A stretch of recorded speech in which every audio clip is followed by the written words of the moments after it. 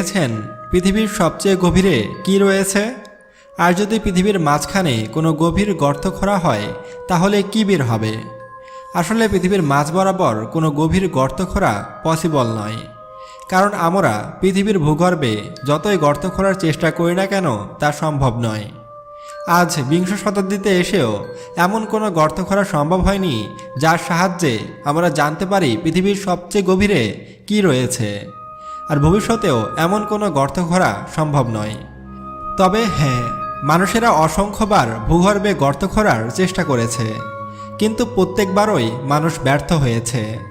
আর এর থেকে যে বিষয়গুলো সামনে এসেছে তা ছিল ভীষণই ভয়ঙ্কর সত্য। আজকের এই ভিডিওটি আমরা দুই ভাগে ব্যাখ্যা করব, এক বিজ্ঞান থেকে, দুই পবিত্র আল কোরআন থেকে। এর কারণ রাশিয়ান বিজ্ঞানীরা কোরআনকে ভুল প্রমাণ করার জন্য পৃথিবীর গভীরে বিশাল গর্ত খুঁড়েছিল। তারপর কি ঘটেছিল তা দেখবেন সম্পূর্ণ ভিডিও জুড়ে। তাই ভিডিওটি অবশ্যই মনোযোগ সহকারে শেষ পর্যন্ত দেখতে থাকুন। তো চলুন শুরু করা যাক। বন্ধুরা, আপনি হয়তো পৃথিবীর সবচেয়ে গভীর গর্ত সম্পর্কে জেনে থাকবেন। আর ওই গভীর গর্তগুলো থেকে এমন কিছু তথ্য উঠে এসেছে যা আপনি কল্পনা করতে পারবেন না। এই গর্তগুলোর মধ্যে কিছু গর্ত প্রাকৃতিকভাবে সৃষ্টি হয়েছে, আবার কিছু গর্ত মানুষ নিজে সৃষ্টি করেছে। আর বর্তমান পৃথিবীর সবচেয়ে গভীরতম গর্তটি হল কোলার সুপারডিপ বোরহোল।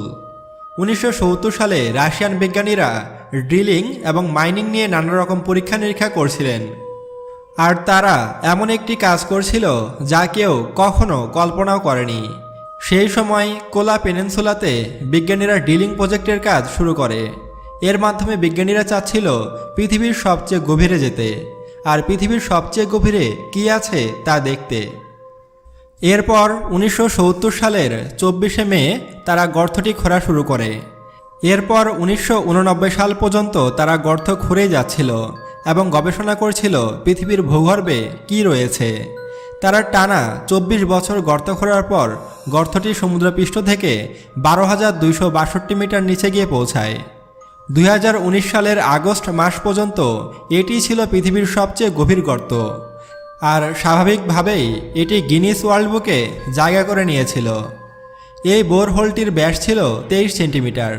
এই প্রজেক্টে যারা কাজ করছিল তাদের লক্ষ্য ছিল পৃথিবীর এক মাথা থেকে অন্য মাথা পর্যন্ত গভীর গর্ত খোঁড়া, যাতে পৃথিবীর এক প্রান্ত থেকে অপর প্রান্তে অনেক সহজেই যাওয়া যায়।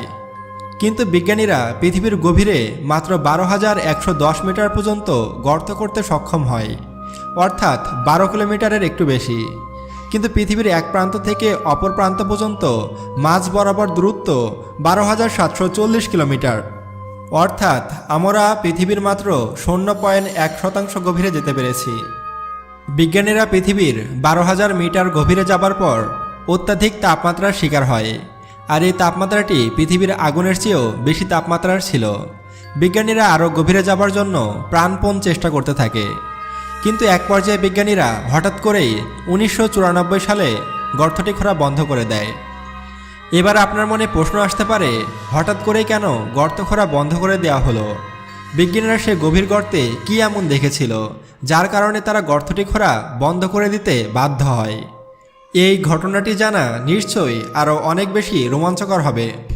বিজ্ঞানীরা বলেছে এই গর্তের ভিতরে 3টি অদ্ভুত বস্তু পাওয়া গেছে।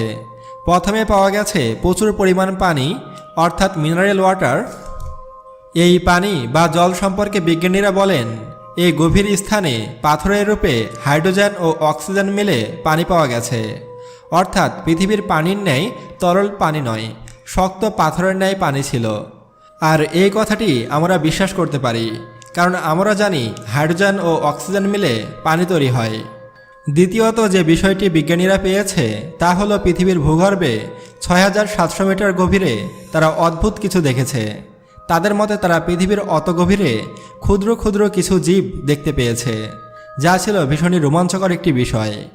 পৃথিবীর 6,700 মিটার গভীরেও প্রাণের অস্তিত্ব সত্যিই অবাক করা বিষয়, কারণ পৃথিবীর এত গভীরে প্রাণের অস্তিত্ব টিকে থাকা একদমই সম্ভব নয়। কারণ আমরা ভূপৃষ্ঠ থেকে যত গভীরে যাব ততই ভূপৃষ্ঠের তাপমাত্রা বাড়তেই থাকবে। আর